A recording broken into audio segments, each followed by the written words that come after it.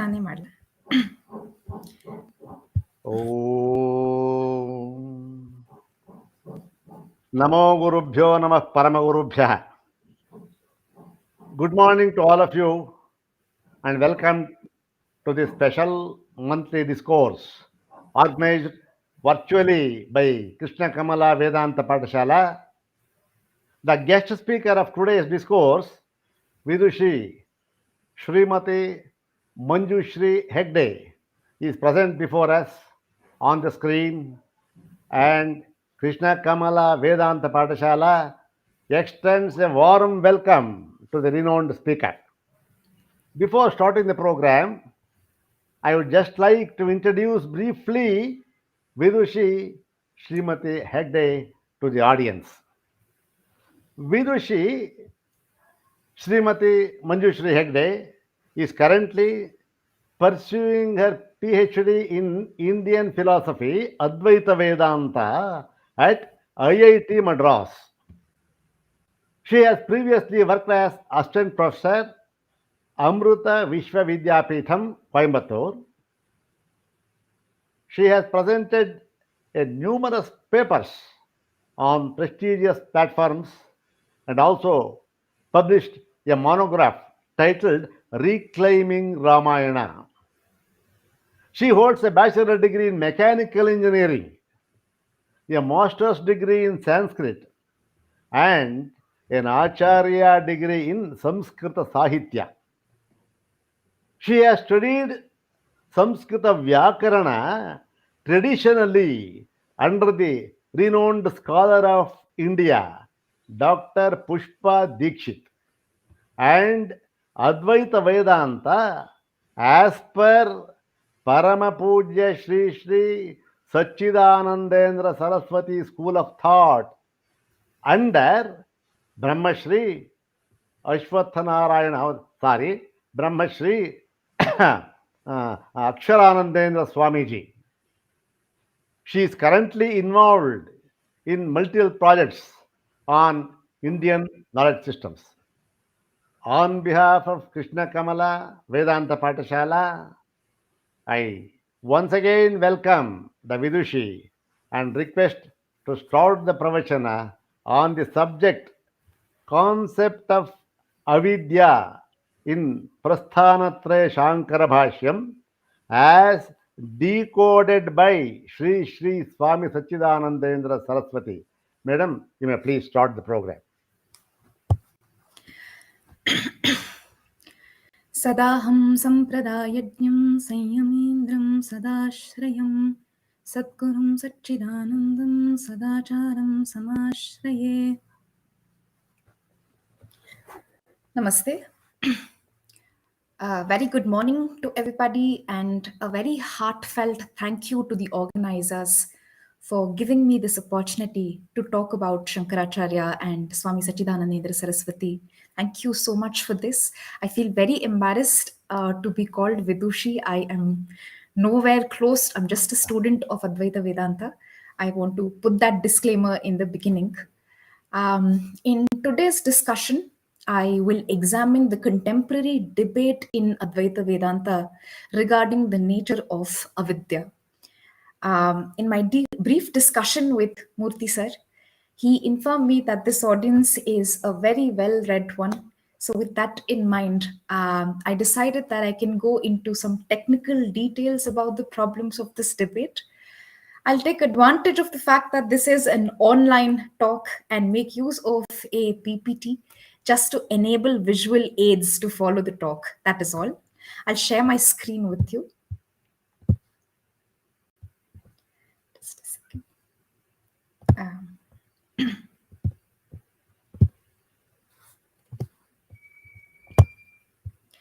At the outset, let me give a brief overview of this debate.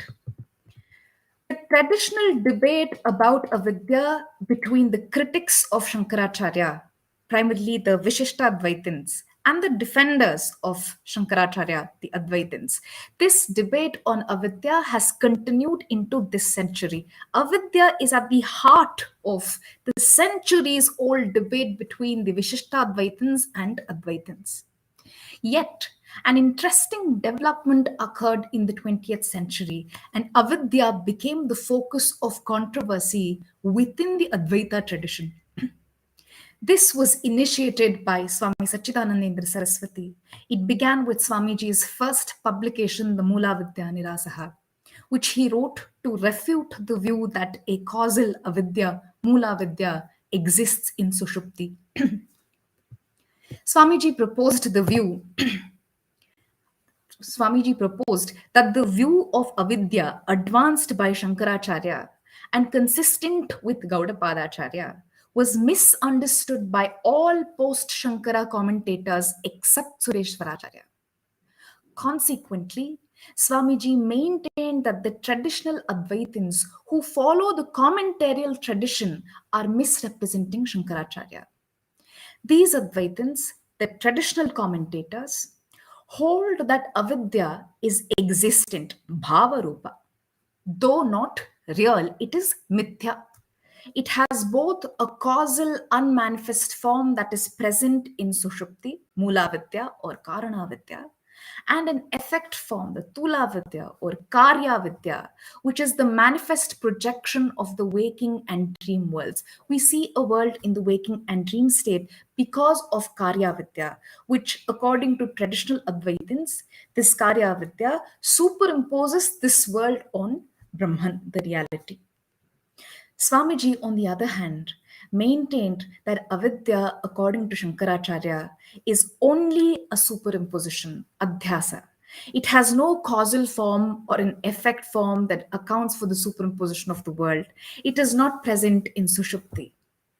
In his view, all these concepts were introduced by post Shankara commentators and have the consequence of the impossibility of Advaita. If you accept this version of Avidya, then Advaita is not possible.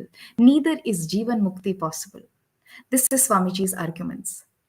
Traditional Advaitins reject Swamiji's views. They argue that Swamiji's positions have the same consequences of duality and the impossibility of liberation. I will examine this concept of avidya in some detail in today's discussion. Uh, for me, it is interesting that Swamiji's very first publication was Mula Vidya Nirasaha. Just the fact that he was able to grasp the crux of the problem in the different interpretations of Advaita Vedanta at the very beginning of his very long adhyayana, this is very interesting to me. Why is avidya so important in Advaita Vedanta? Like every other darshana, Advaita Vedanta regards avidya as the root of all human suffering. In its vision, the life of the individual is a struggle, haunted by an inherent sense of inadequacy, of a limitation. We are always trying to overcome this sense of inadequacy either by pursuing something, pursuing pleasure, or withdrawing from something, withdrawing from pain. Sureshwaracharya beautifully captures this in his Upodghata to his Naishkarmya Siddhi. He says, आ ब्रह्म स्तंभ पर्यन्तैः सर्वप्राणिभिः सर्वप्रकारस्यापि दुःखस्य स्वरसत एव जिहासितत्वात् तन्निवृत्त्यर्था प्रवृत्तिरस्ति स्वरसत एव दुःखस्य च देहोपादानैकहेतुत्वात् देहस्य च पूर्वोपचितधर्माधर्ममूलत्वात् अनुच्छित्तिः तयोश्च विहित प्रतिषिद्ध कर्म मूलत्वात् अनिवृत्तिः कर्मणश्च रागद्वेषास्पदत्वात् रागद्वेषयोश्च शोभनाशोभनाध्यास निबन्धनत्वात् अध्यासस्य च अविचारित सिद्ध द्वैत वस्तु निमित्तत्वात् द्वैतस्य च शुक्तिकारजतादिवत् सर्वस्यापि स्वतः सिद्ध अद्वितीयात्म आत्म अनवबोध मात्रोपादानत्वात् अव्यावृत्तिः अतः सर्वानर्थहेतुः आत्मानवबोध एव आब्रह्म स्तंभपर्यन्तैः. Here Brahma is the Chaturmukha Brahma, the creator. Stambha, the shrub, tuft of grass or a post or pillar. Generally, it can be taken to mean an insignificant life form. From Brahma, the creator, to the most insignificant form of life. आ ब्रह्म स्तंभ पर्यन्तैः सर्वप्राणिभिः सर्वप्रकारस्यापि दुःखस्य jihasa is hatumiccha, jihasa nivarayitum ichha. The desire to be free of dukkha, to be free of all types of dukkha is natural, instinctive. Swarasata means swechaya. Shastracharyat upadesham vinapi, without being compelled. Therefore, the pravritti towards alleviating dukkha is also equally natural. Shankaracharya in his Adhyasa Bhashya also writes Pashvadibhishta Visheshat. So in the commentary in his Klesha Paharini, Swamiji writes his commentary on this. Kamalasanam arabhya sthavarantan ye sthitaha taihi sarvairapi pranibhihi sarvaprakarasyapi adhyatmika adhibhautika adhidaivika rupasya dukkhasya swarasata eva स्वेच्छयैव शास्त्राचार्याद् उपदेशं विनापि जिहासि तत्त्वात् हातुं निवारितुं च इष्टत्वात् तादृश दुःखनिवृत्त्यर्था प्रवृत्तिरपि स्वरसत एव भवति इति सर्वेषां नः प्रत्यक्षमेतत्. But it is not possible to be free of dukkha. Why? Dukkhasya च देहोपादानैकहेतुत्वात्. देहोपादानं देहग्रहणं जन्मशब्दवाच्यं तत् एकहेतुत्वात्. From the moment a body is taken, one is born, there is no question of a permanent solution to dukkha. This was also Gautama Buddha's teaching. This is also the existentialist's question or premise rather. All right, bhavatu nama, let there be dukkha. It will last only as long as this body lasts, right? So after we die, we will attain freedom. No. देहस्य च पूर्वोपचित धर्माधर्म मूलत्वात् अनुच्छित्तिः. This body is a result of the dharma and adharma of a previous life. Until the fruits of the deeds are suffered or endured or enjoyed, there is no question of no body. Deha is sukha dukkha bhogayatanam. Okay, so when the dharma and adharma are exhausted, then will there be no body? तयोश्च विहित प्रतिषिद्ध कर्म मूलत्वात् anivrittihi. No question of exhausting dharma and adharma because we're accumulating them every moment with every action that we perform. Vihita karmanushthanat dharmopachayah. Pratishiddha karmanushthanat adharmopachayah. All right, let us not perform any actions then. We will not accumulate dharma or adharma. No, karmanascha ragadveshaspadatvat. We cannot renounce actions. Nahi kaschit kshanamapi chatu tishtatya karmakrit. Because of raga and dvesha, the world is, for us, is divided into two. Idam sundaram, idam me bhuyat, idam ma bhut. Ragadveshayoscha shobhana shobhanadhyasa nibandhanatvat. These are mental constructs, superimpositions on the object that this is beautiful, this is not. So with the end of that, is there dukkha-chitti? Is that possible? According to Sureshwaracharya, this shobhana ashobhana ropa mithya is dvaita vastu nimittam. It is caused because of the perception of dvaita. And as long as this dvitiya vastu appears as real, and it appears as real as long as it is not deeply contemplated upon. This is very beautiful. Dvaita is avicharita siddha, is what Sureshwaracharya says.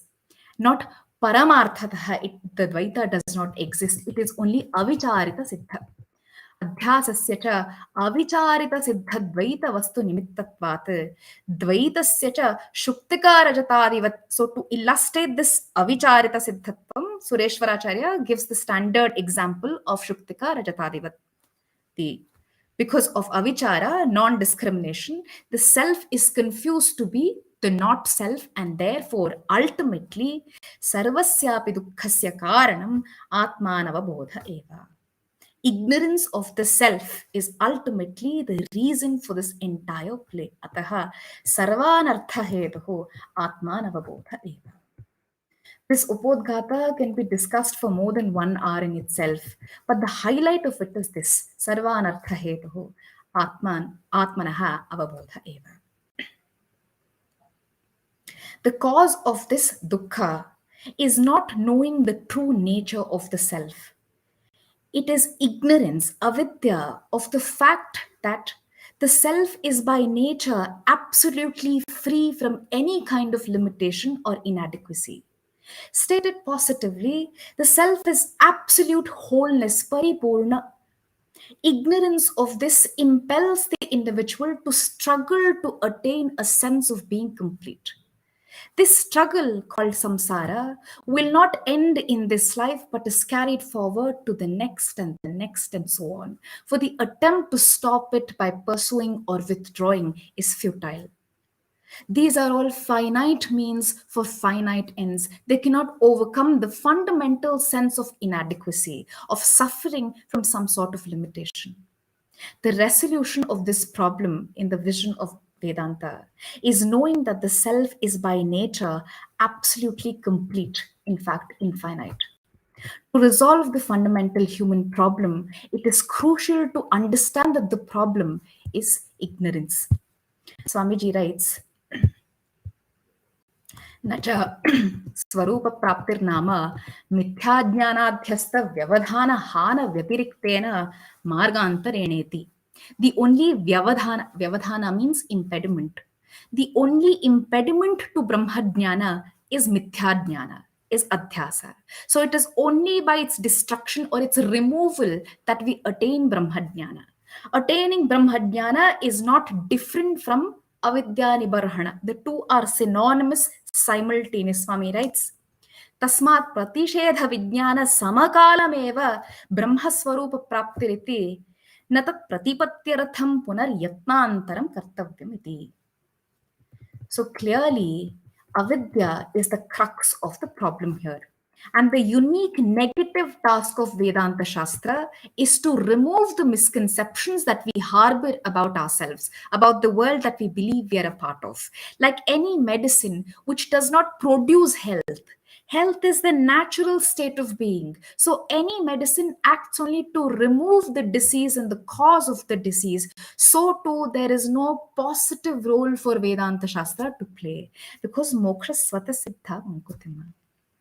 Swami writes, Swatma bhuta brahma praptireva parama purusharthaha tat praptischa mithyajnana vyavadhana nibarhana dvara.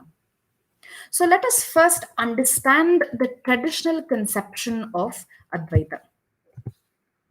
In Swamiji's views, the concept of Mula Vidya gained a place in the Advaita Vedanta tradition because it has been the practice to study Shankaracharya through two interpreting schools of thought.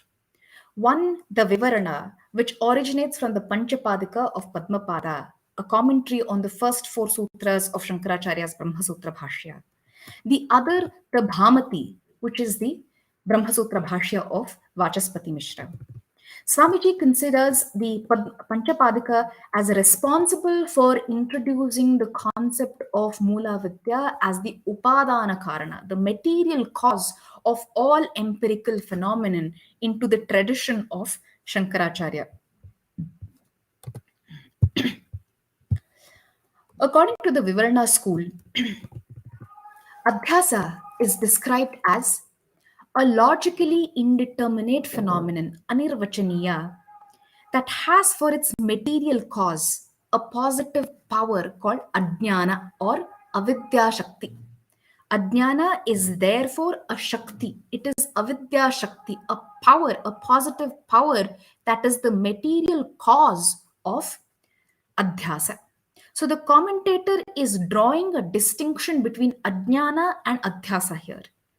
Avidya, therefore, according to the commentator, is an ontic, not an epistemic principle that has for its locus the same self which is the locus of knowledge. This means that this thing called avidya resides in Brahman. Kasya punarayam aprabodha iti chet, then the Vivranakara will say this avidya is to Brahman. It is Brahman who is ignorant of his own nature. This avidya, according to the commentator, possesses two types of powers. One is avarana shakti, the power that shrouds the resplendent nature of Brahman and confers upon it the status of jiva. Chaitanyasya swata evavasthita brahma swarupavabhasam pratibadhya jivatva padika. Then vikshepa shakti, the power to project false knowledge of reality. According to Swamiji, there's a crucial mistake that Padmapadacharya commits.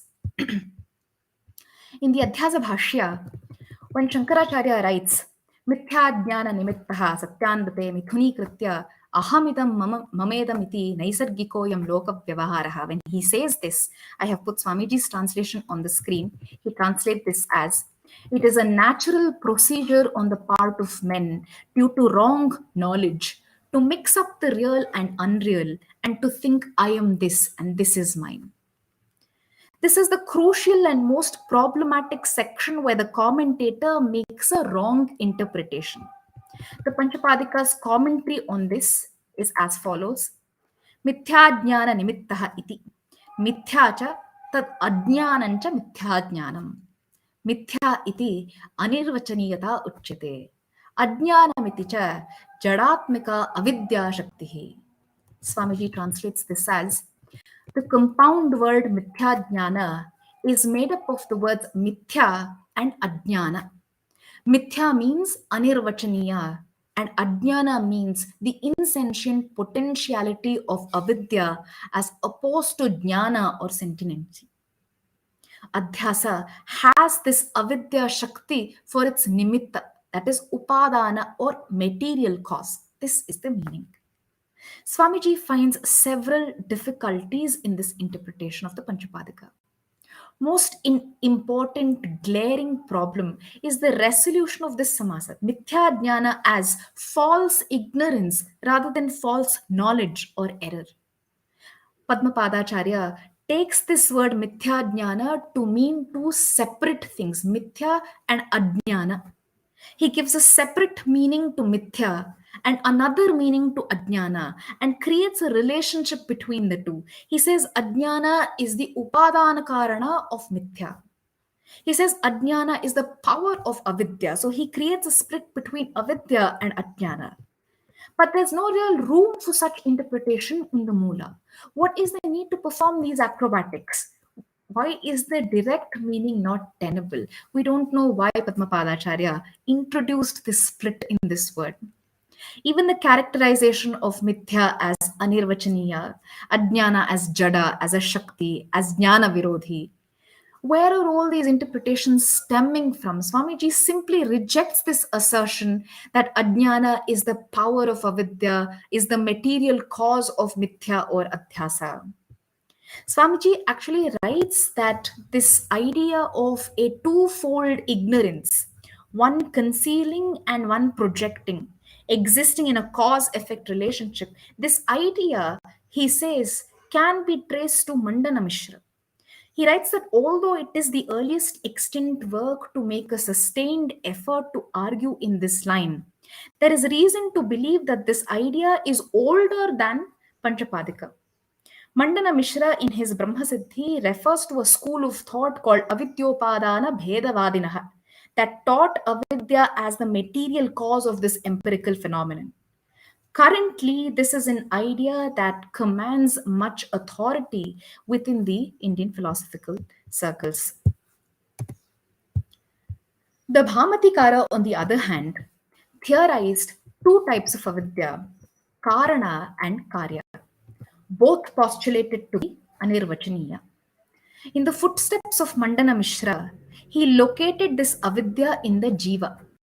Padmapada located avidya in Brahman, but Vachaspati Mishra locates it in the jiva.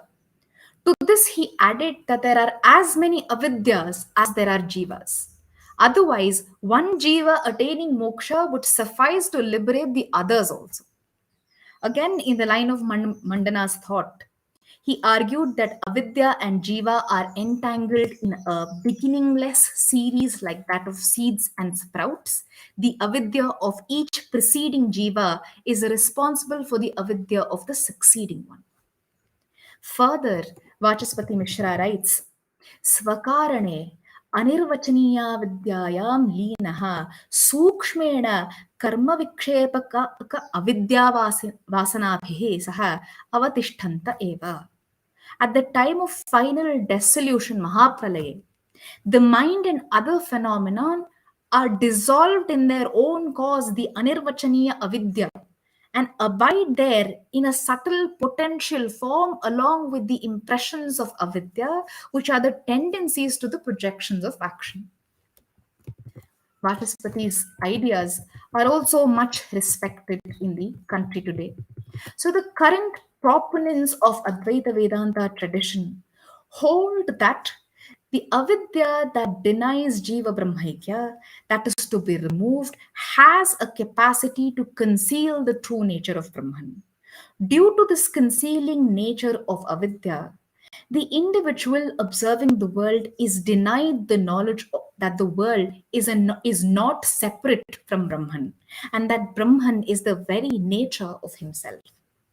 Being a concealing power of a self evident thing, the concealing aspect provides the basis for a mistake.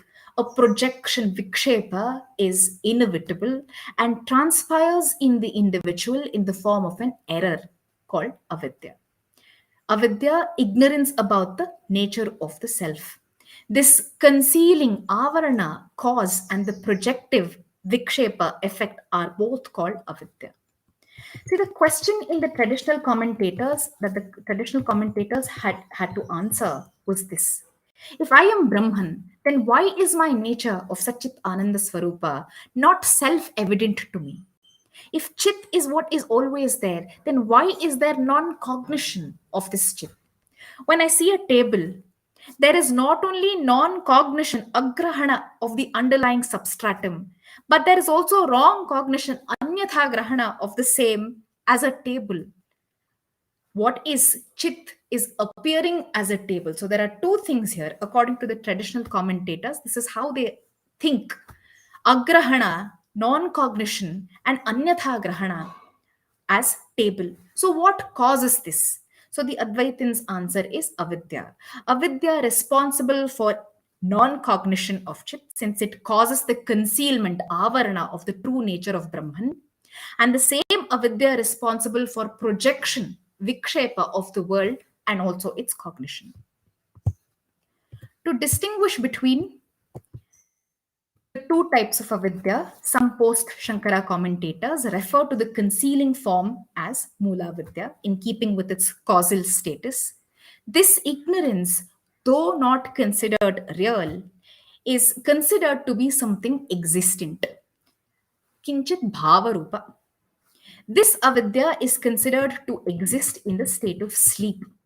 There it remains in a latent form, accounting for the experience of oblivion in sleep and also for the subsequent manifestation of the waking and dream worlds.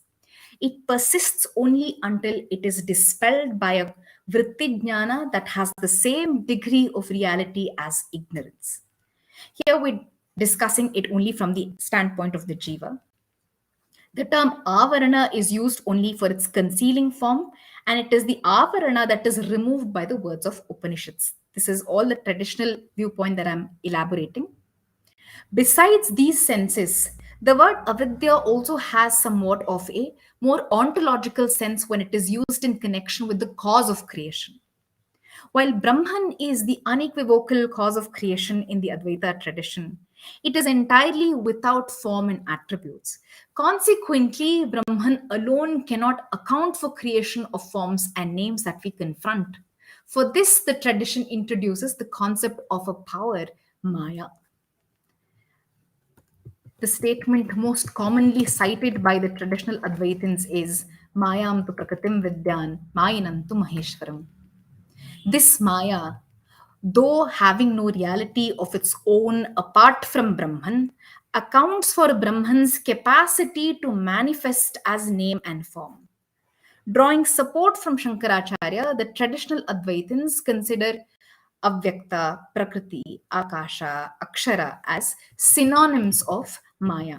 And another name that they give for it is Avidya.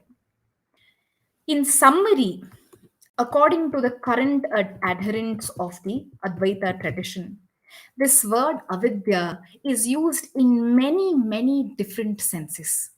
In what may be called an epistemological sense, avidya means both the somewhat existent concealing factor that covers the real nature of the self and also the resulting error of mistaking the self for non self and the non self as the self, accounting for the condition of duality.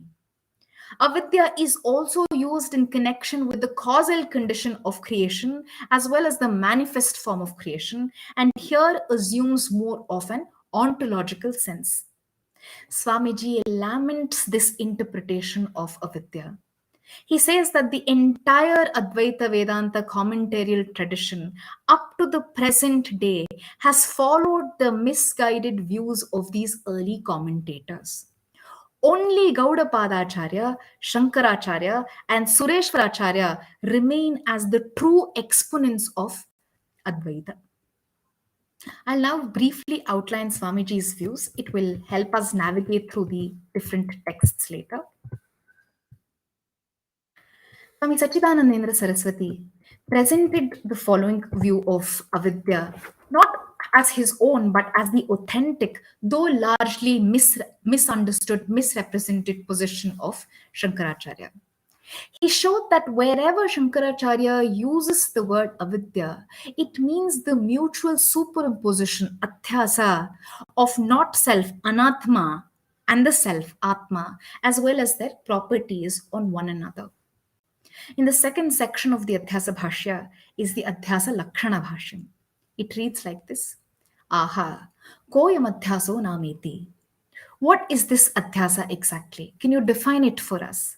Shankaracharya furnishes a definition. Uchyate smriti rupaha paratra purva drishtava bhasaha. Swami explains in his Sukama, paratra vastune parasya atadrupasya avabhasaha adhyasa. This is a general definition of adhyasa, the illusory appearance of something in something that it is not, or the illusory appearance of something as something that it is not. This is adhyasa samanya lakshana. Now, in order for this definition to apply to everything, adhyasa in general, adhyasa in the world as we experience it, Shankaracharya adds two adjectives to this definition: smriti rupaha and paratra purva drishtava bhasaha. Smriti rupaha in a form similar to memory. Paratra purva drishtava bhasaha, the appearance of a form that is similar to what was seen previously. Paratra purva drishtava bhasaha. Swami's explanation of these two adjectives, he says, Smritehe rupam iva rupam asyete smriti rupaha. And purvadrishtam iva purvadrishtam. He adds iva to both adjectives, smriti rupam iva and purvadrishtam iva. And this makes a huge difference. The characteristic feature of smriti, of memory, is puro anavasthita vishayatvam. It is not available before you. It is a memory only. The object is not there in front of you. In Adhyasa, on the other hand, the object is certainly not in front of you, but it appears as if it is in front of you.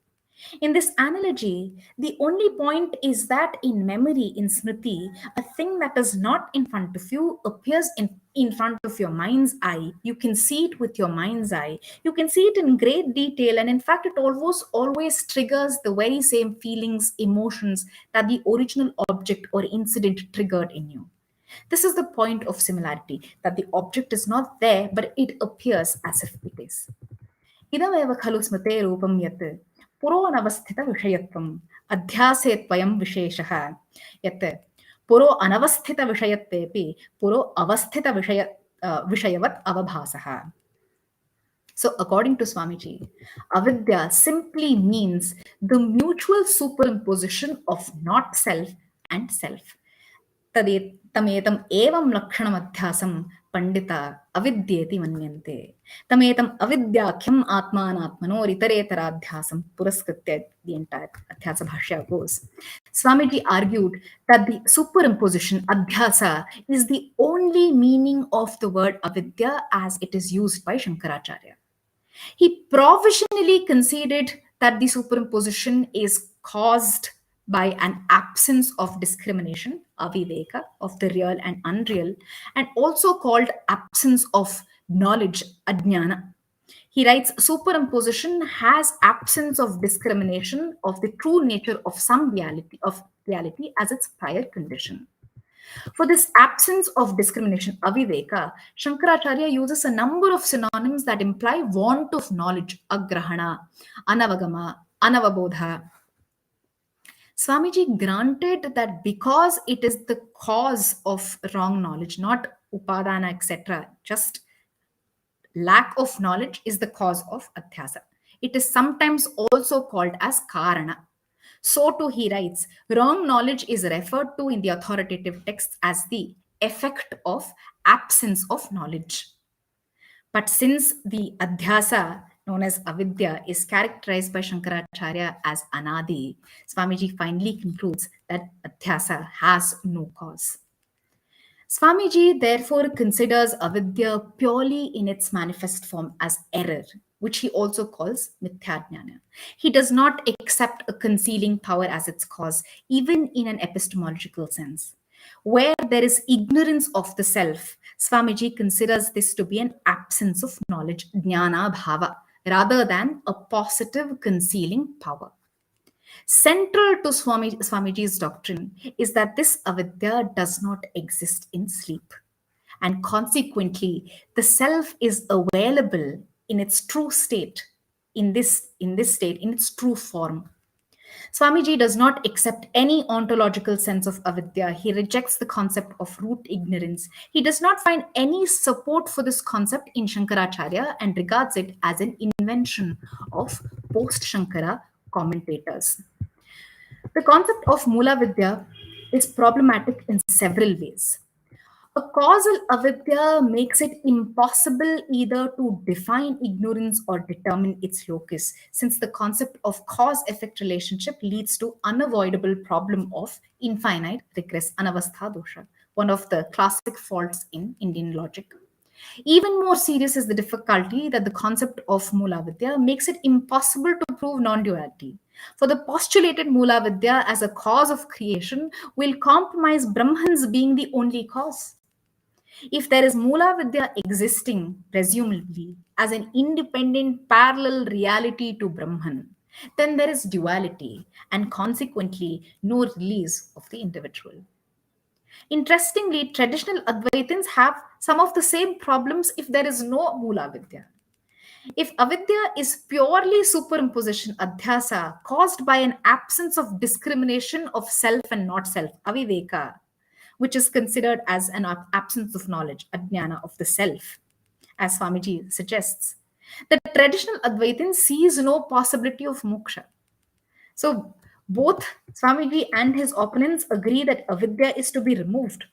If Swamiji's definition is accepted, the traditional Advaitin will ask if the superimposition adhyasa, if it is the adhyasa or the ajnana that is to be removed. If it is absence of knowledge, then one has to ask how an absence can be removed. It is not there to begin with. What means would one employ to remove something that is not existence? Moreover, can an absence cause anything? If it cannot, how can we account for the superimposition? If, on the other hand, superimposition is to be removed, how is that to be accomplished? These are the questions that the traditional Advaitins raise. See, the problem is this.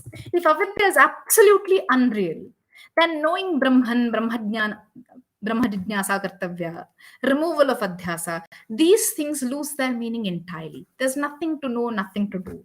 On the other hand, if avidya is absolutely real, there's a real other than Brahman, equal to Brahman, and this leads to Dvaita, contradicts Advaita. I'll give you a more technical definition here. Both sides accept that the means of liberation is knowledge of Brahman.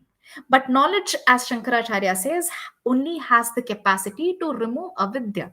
Nahi क्वचित् साक्षात् वस्तु धर्मस्यापोढ्रे द्रष्टा कर्त्री वा ब्रह्म विद्या avidya tu I forget the remaining of it. He says it na nivarayatum arahati brahmavidya, as in if there is something that is concrete, then brahmavidya cannot remove.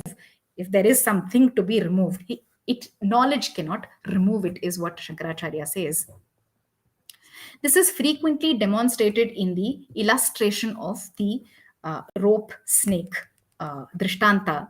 Knowledge of the rope removes the ignorance of the rope, but not the superimposition of the snake, though the superimposition also disappears when the rope is known. But this is not the case with the blue sky. Even when it is understood that the blue color of the sky is nothing but refracted light in space, not a blue canopy, it still continues to appear blue. Though the ignorance is removed, the superimposition is not. This is all the traditional Advaita Vedantins' arguments. So this involves a technical distinction between the two types of superimposition that they talk about. One is Jnanadhyasa, the rope snake is Jnanadhyasa, and the blue sky is Arthadhyasa. So they make a distinction between the two. Further, if there is no causal avidya functioning as the material cause of creation, then they have to resort to Drishti Srishtivada, is the traditional Advaitins' criticism of Swamiji's position. So, accordingly, there are problems on both sides. See, in Swamiji's interpretation of avidya and that of the Advaita tradition he challenges, we have two radically different views.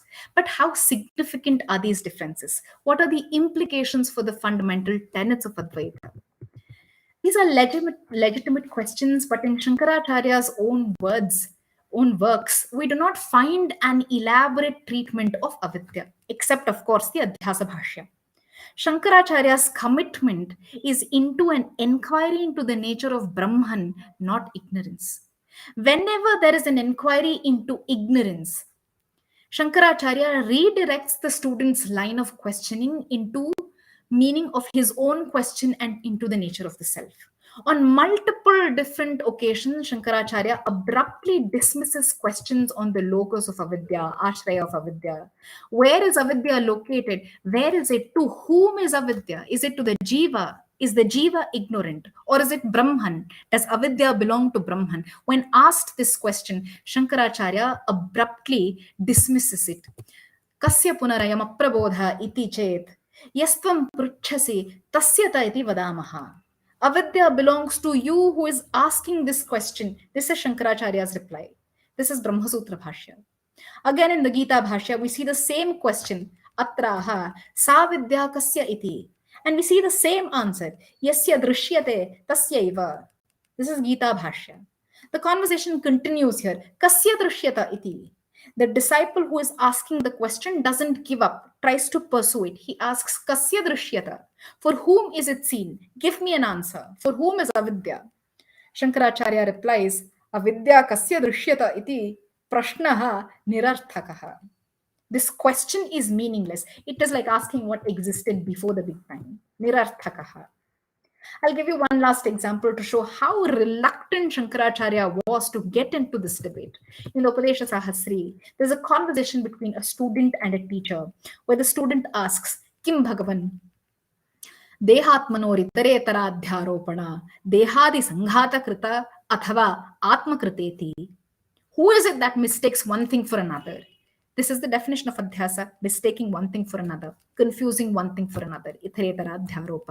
So the student asks, who is it that mistakes atma for an atma and anatma for atma? Dehatmanor itaretara dhyaropana, dehadi sanghata krita, athava atma kriteti. Guru Ruvacha, Yadi dehadi sanghata krita, Yadi vatma krita, kim tavasyat? What for you? Kim tavasyat? What difference does it make to you whether it is the anatma that mistakes one for another or if it is the atma? The conversation doesn't end there. Continues. Ityuktaha shishya aha.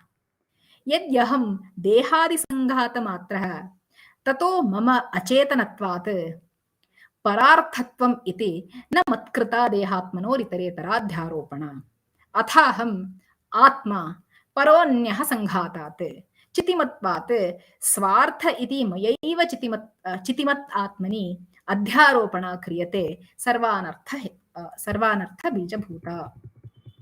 So the student argues both sides. If I am simply the Dehadi Sanghata, the body-mind complex, this Sanghata is achetana, not conscious. It is anatma. And that which is not conscious cannot superimpose one thing on another. So it must be the conscious Atma that does the superimposition. He comes to this conclusion on his own. To this Shankaracharya replies, Ma karshihi tarhi. Then don't do it. If it is you, the Atman, who is indulging in adhyasa, then don't do it. These answers may seem like a way of circumventing the logical difficulties of metaphysical questions. But this is exactly why Shankaracharya wrote the Adhyasa Bhashya and opened his statement with a very, very bold declaration, Itaretara mithyeti bhavitum yuktam. I accept the logical untenability of avidya, of adhyasa. I concede this.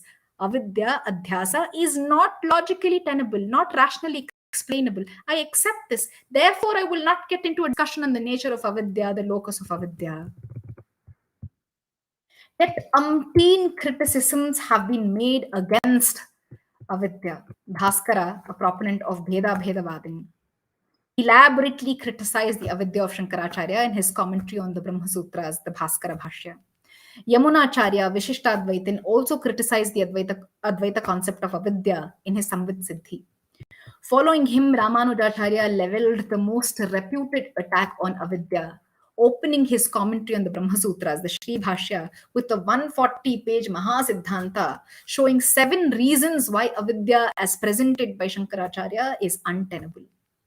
His arguments were later elaborated upon by his commentators, Sudarshana and Vedanta Deshika, in the Shruta Prakashika and Shatadushini, respectively. Shatadushini was responded to by an Advaitin of this century, Ananta Krishna Shastri, in his Shatabhushini, which in turn was answered by Uttama Veeraraghavacharya Swami in his Paramartha Bhushanam and by Vidwan E.S. Varadacharya in his Tattvasudha. Other major works that have criticized Advaita view of avidya is Jayatirtha's Vadavali and Vyasatirtha's Nyayamrita. Madhusudana Saraswati responded to the criticisms in Nyayamrita in his Advaita Siddhi. Then Ramacharya replied to Madhusudana Saraswati criticisms in his Tarangini. The debate continues even today. Modern scholars have also noted the significance of the concept of avidya in Advaita tradition. So after Shankaracharya has clearly, openly acknowledged the anupapatti of adhyasa, if these critics come and write a Mahapurva Paksha of Saptavidha Anupapatti, what to do? Okay, it is fine for Ramanujacharya, Madhvacharya, other philosophers of other school to raise objections. It is okay. But what is not okay is for Advaita Vedantins to try to furnish logically tenable answers to the objections raised. In order to make their answers logically tenable, in order to make their answers rationally appealing, they had to perform extreme gymnastics, extreme acrobatics with the philosophy, and in the process, they compromise the very fundamental tenets of Advaita Vedanta itself. Swami writes, Bhashyantarakarothapitanam akshepanam परिहारमात्रेण भगवत्पादसम्मताद्वैत संरक्षणं कृतम् इत्यभिमन्यमानाः.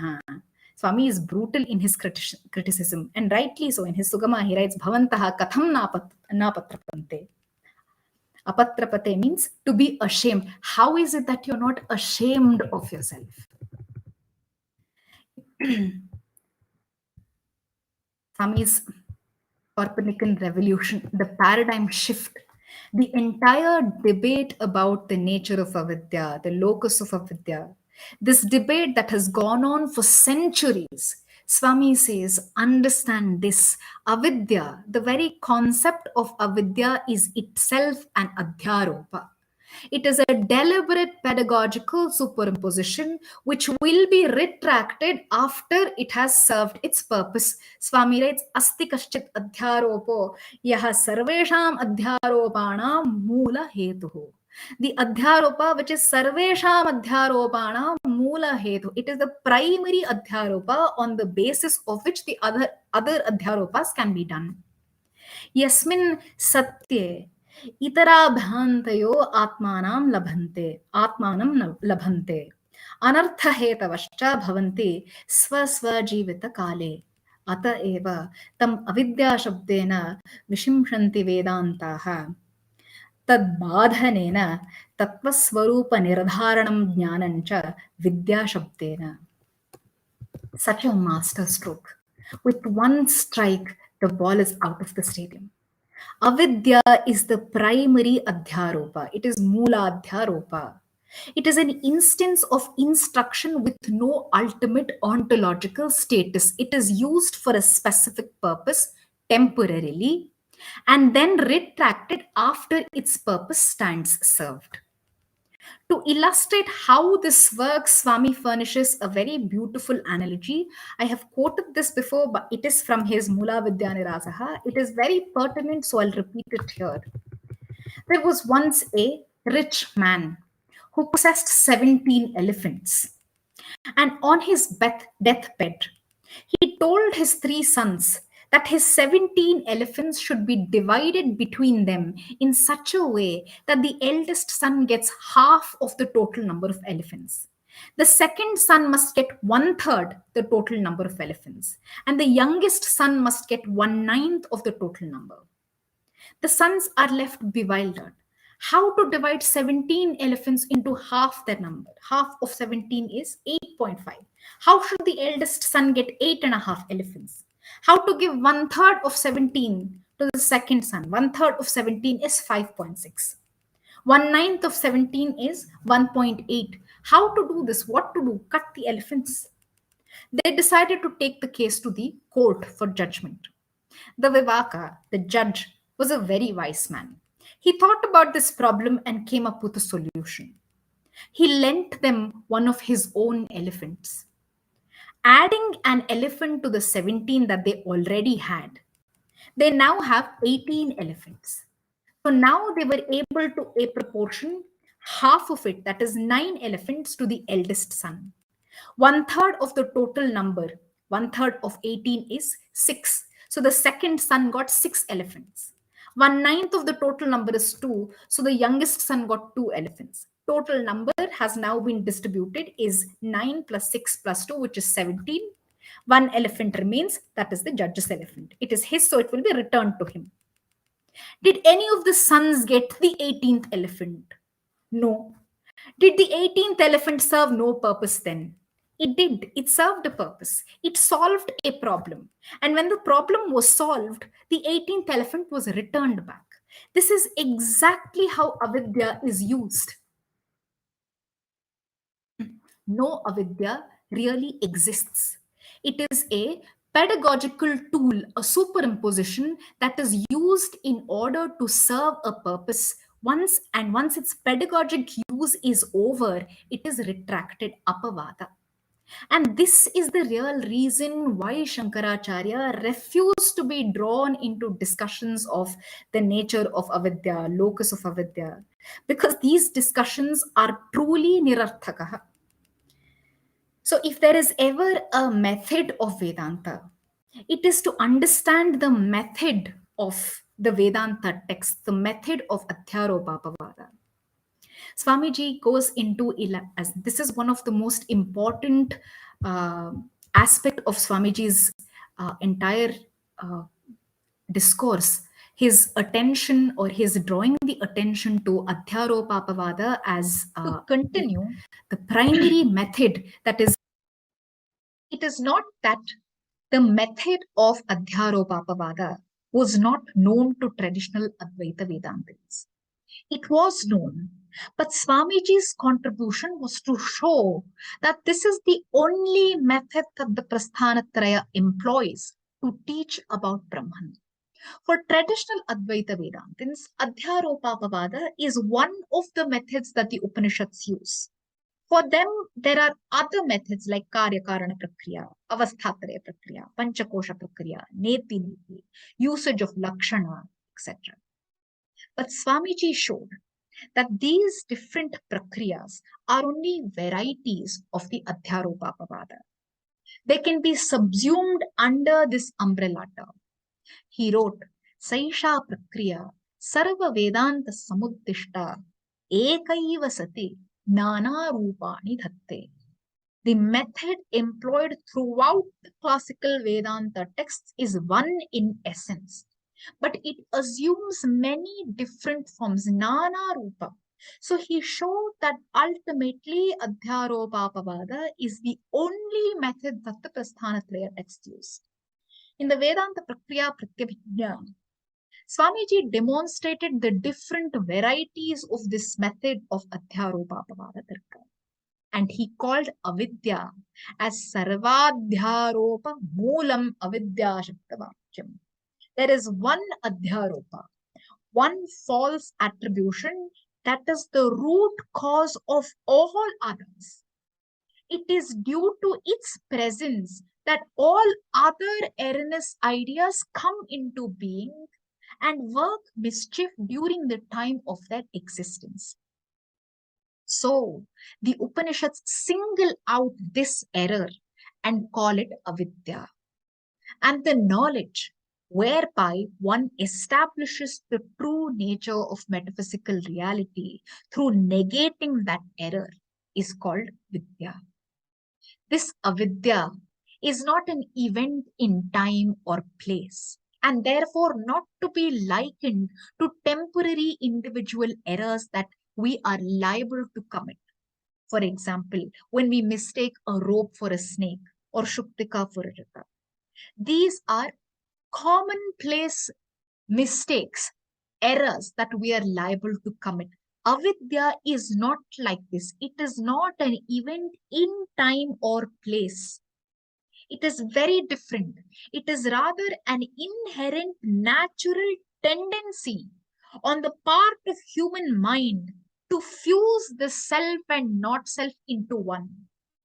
Satyanrute mithuni kritya ahamidam mamedamiti naisargikoyam loka vyavaharaha. This tendency to fuse self and not self into one and form the fundamental concepts of me and mine, ahamidam, mamedam. This is avidya. It is this basic error which is responsible for all the processes of thinking and experiences in ordinary life. And Shankaracharya is primarily concerned with exposing this basic error and not with offering pramanas or means of proof for its propositions, nor yet with determining the nature of the objects of our knowledge. No pramanas are adduced to in all the Upanishads to prove the existence of reality or avidya for that matter. In fact, as Shankaracharya tells us, the aim is to demolish all talk of pramana and prameya, means of proof and objects of knowledge.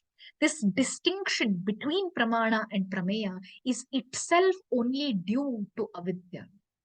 So the points to remember here are as follows.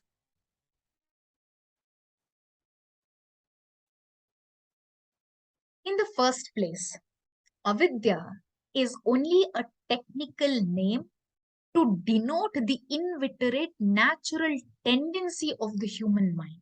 Naisargikoyam loka vyavahara. It is not a theory. In the second place, it is used by Vedanta only as a device for the purpose of teaching the truth and never as a really existent something to be defended. Its function, if we can say that there is a function of avidya, then its function consists in setting up an unreal not self as a second to the really real self. And in mixing up this real and the unreal, satyandite mithuni kritya, and in misleading us to mistake the identity and attributes of one for those of the other. Although, in fact, the unreal not self is not another entity beside the real Atman. Atman is absolutely without any attribute and as such is not numerically one desiderating a second. No. Finally, Its effect is to induce one to imagine that we are really an agent of action, experiencer of the fruits thereof. Although all actions, instruments useful to produce actions, as well as the fruits thereof, are really false appearances only. Sureshwaracharya writes in his Naishkarmya Siddhi, Sa Vidya Swatma Anubhava Samshraya. The ashraya, the locus of avidya, if we can say that there is a locus of avidya, because like we saw previously, the locus of avidya is a matter of great debate between the different schools of Advaita Vedanta. Is avidya located in Brahman? Is avidya to Brahman, or is avidya to the jiva? To whom is avidya? This is a big question. Sureshwaracharya says the ashraya, the locus of avidya, is simply swatma anubhava, own experience. The locus of avidya is simply the experience of it. There is no other pramana for avidya. Swatmanubhava matram samshrayate avidya swasiddhaye na pramanam ityarthaha. A thing that exists can be known through one or the other instruments of knowledge. But how can you know a non-existent thing? By what means of knowledge are you going to know a thing that doesn't exist? So there is no locus of avidya because it doesn't possess a separate existence. Its only locus is your experience of it. Therefore, na janamete sarvajanina prasiddher anubhavagamyameva ajnanam is Sureshwaracharya's words. Because ultimately, tametam avidyakhyam atmanatmano itaretaraadhyasam puraskritya sarve pramana prameya vyavaharaha laukikaha vaidikashta pravrittaha. This whole game of pramana prameya, all of this is because of avidya. It is all within the field of avidya. Avidya is before this triad. How then can this avidya be? How can it be known by something it produced, or rather, this is conventional speaking, of course, it cannot be known with a pramana, is the tatparya. Swamiji also writes, Atra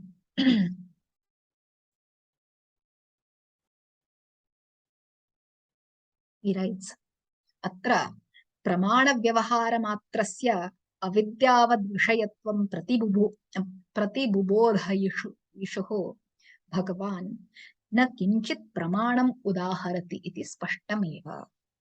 Ataha सार्वत्रिकानुभवमेव आश्रित्य उच्यते यत् प्रमातृत्वमेव तावत् देहेन्द्रियाभिमानम् अन्तरा न स्वात्मानं लभत इति गम्यते.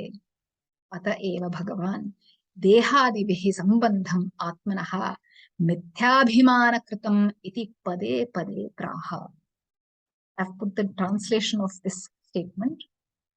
Swamiji says, here it is clear that Shankaracharya quotes no authority, no pramana, to prove that the play of the means of empirical knowledge belongs only to those in the realm of ignorance. So if he's able to state flatly, without authority, without pramana, that the power of making use of the means of knowledge does not arise without self-identification with the body and its organs, such a statement must rest on universal experience. Shankaracharya speaks in various places of the relationship between the self and the body and other factors of empirical personality as set up by this false identification. Pade pade praha. Swamiji further gives direct quotations of Shankaracharya. I'm only quoting this because the topic of today's discussion is primarily Avidya in the Prasthanatraya text. So I'm bringing in quotes from different sources to show that this is indeed what Shankaracharya has said throughout. So this is Sarva Vyaparam Tatra Adhyaropya Namarupagatam Jyotirdharmancha Namarupayoho Namarupecha Atma Jyotishi Sarvo loko momuhyate ayamatma nayamatma evam dharma karta akarta shuddhaha ashuddhaha buddhaha muktaha baddhaha muktaha हितः गतः आगतः अस्ति नास्ति इत्यादि विकल्पैः. This is Prasthanatraya Bhashya. With the translation again.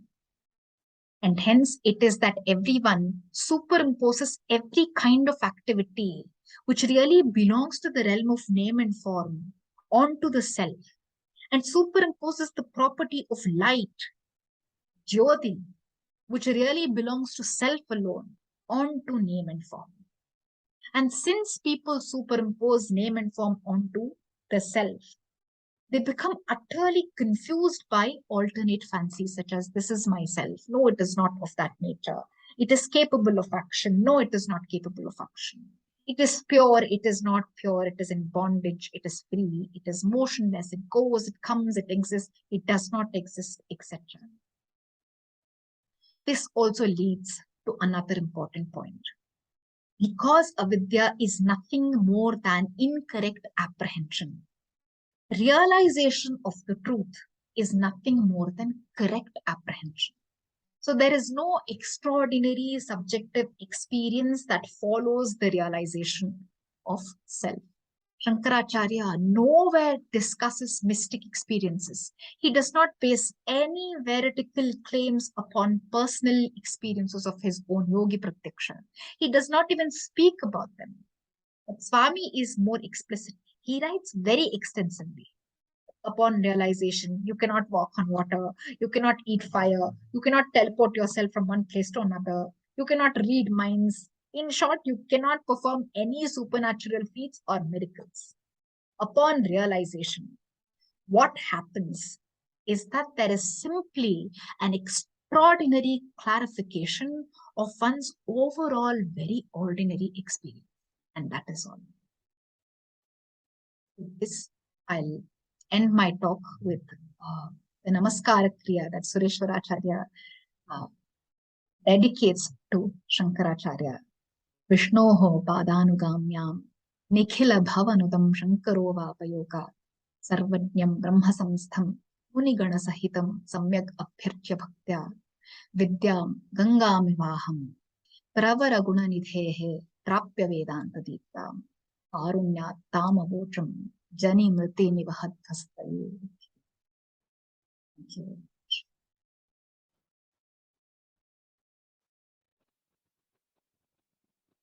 ಎಲ್ಲರಿಗೂ ನಮಸ್ಕಾರ. ಇಷ್ಟು ಹೊತ್ತು ವಿದುಷಿ ಶ್ರೀಮತಿ ಮಂಜುಶ್ರೀ ಹೆಗ್ಡೆ ಇವರಿಂದ ಕಾನ್ಸೆಪ್ಟ್ ಆಫ್ ಅವಿದ್ಯಾ ಇನ್ Prasthanatraya Shankara Bhashya as decoded by Shri Shri Swami Sachchidanandendra Saraswati ಈ ಕುರಿತಾದ ವಿದ್ವತ್ಪೂರ್ಣವಾದ ಪ್ರವಚನವನ್ನು ತಾವೆಲ್ಲರೂ ಕೂಡ ಕೇಳಿದ್ದೀರಿ. ಪ್ರವಚನವನ್ನು ಕೇಳಿದ ಮೇಲೆ ಪ್ರವಚನದ ವಿಷಯವೂ ಈ ದಿನ ಸಾರ್ಥಕತೆಯನ್ನು ಪಡೆಯಿತು ಎಂಬ ಭಾವನೆ ತಮ್ಮ ಎಲ್ಲರಿಗೂ ಆಗಿದೆ ಎಂದು ನಾನು ಅಭಿಪ್ರಾಯಪಡುತ್ತೇನೆ.